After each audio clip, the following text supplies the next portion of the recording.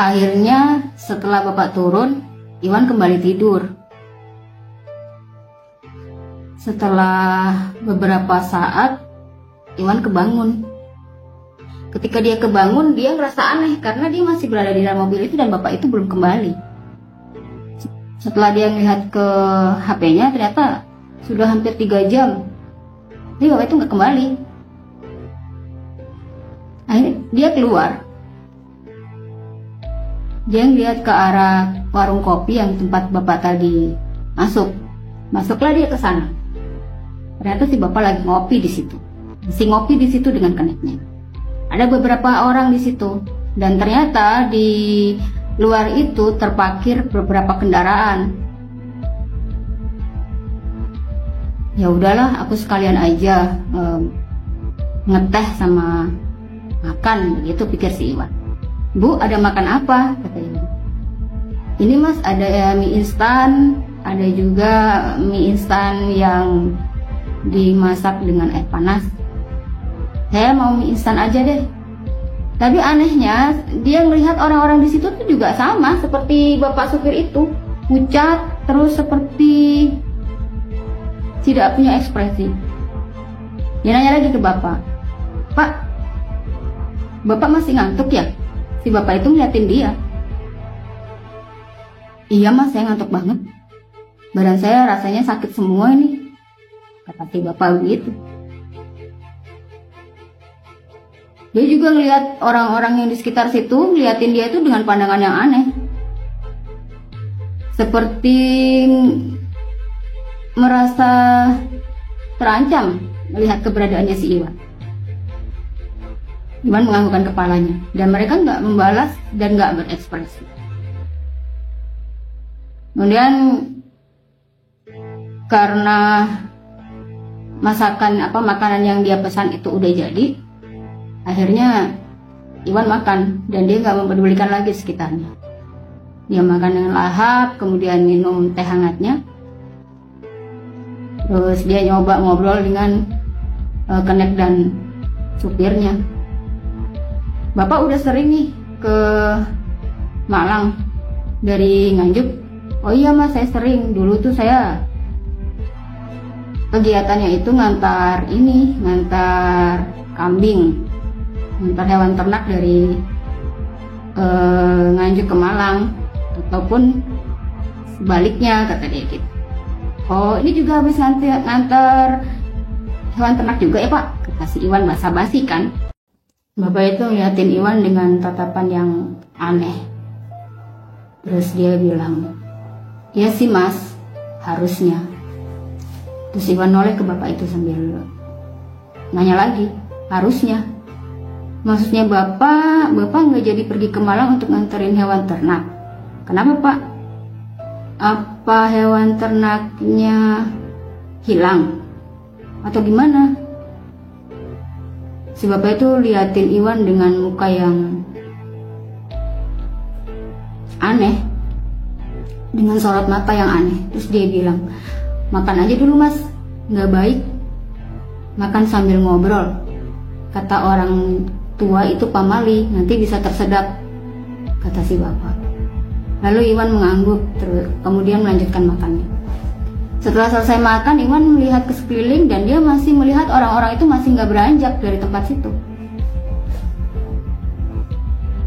Mereka seperti ngobrol, tapi dia nggak paham apa yang mereka bicarakan. Karena memang agak jauh ya. Terus si ibu seperti memahami apa yang ada di pikirannya Iwan. Dia bilang, di sini biasa mas, supir-supir kalau lewat di sini mampirnya di sini untuk istirahat. Saya juga senang karena saya nggak sendirian lagi di sini. Si Iwan lalu melihat ke ibu. Oh, gitu ya bu? Iya. Terus si Iwan noleh ke arah si bapak tadi, si bapak supir. Pak, kita lanjut yuk pak. Bapak itu ngeliatin dia. Sabar ya mas, bentar lagi. Nunggu waktunya, dia bilang gitu. Gua merinding. Nunggu waktunya gimana mas? Nunggu waktunya gimana pak? Kata si Iwan gitu. Ya bentar lagi, nunggu waktunya ya. Kalau jam segini saya pulang jalan, nanti takutnya nggak sampai. Iwan bingung maksudnya apa. Dia tuh kepikiran bahwa dia tuh harus cepat-cepat buru-buru ke Kediri. Harusnya kalau dia naik motor udah dari 4 jam 5 jam, harusnya dia udah di rumah. Akhirnya Iwan diam aja karena gimana kan dia numpang ya.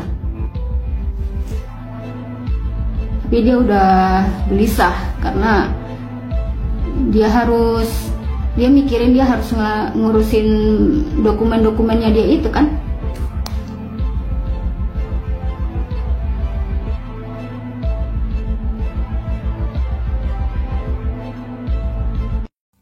Karena ngerasa sangat gelisah, akhirnya Iwan coba untuk minta dengan sopan ke bapak tadi.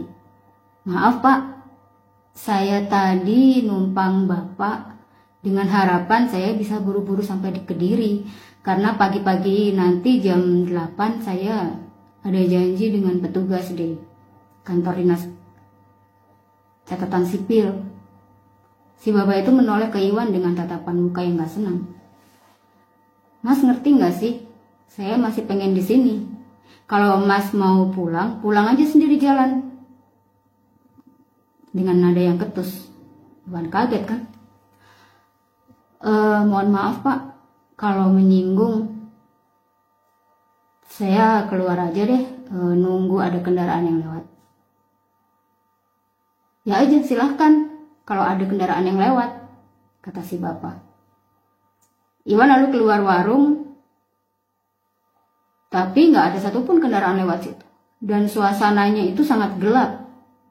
Mungkin karena di atas pegunungan, jadi kabut udah mulai turun menjelang pagi, dini hari. Iwan balik lagi ke warung. Tapi anehnya ketika dia kembali ke warung, nggak ada satupun orang di situ. Iwan bingung. Lah, kemana bapaknya tadi? Kemana keneknya?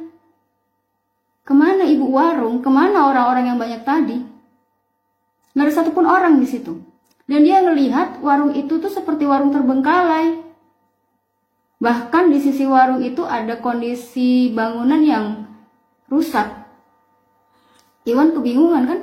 Ketika dia lagi kebingungan itu, tiba-tiba dia mendengar suara dari arah belakang dapur yang terbengkalai itu, dapurnya warung yang terbengkalai. Mas cari siapa? Mas cari saya ya? Iwan merasakan bulu kuduknya merinding. Dia merasa bulu kuduknya itu berdiri.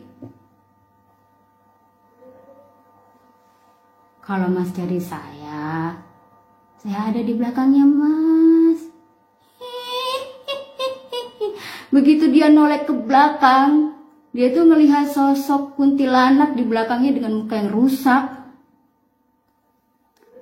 Dia langsung teriak-teriak, dia udah nggak tahu lagi, dia teriak-teriak kan, dia lari sekencang-kencangnya. Tiba-tiba dari arah depan itu dia ngelihat orang-orang tadi, rombongan orang-orang yang tadi yang dia lihat lagi makan di situ, semua dalam wujud yang mengerikan. Mukanya hancur, ada yang tangannya putus, ada yang perutnya ususnya terburai. Dia teriak-teriak lalu dia jatuh pingsan.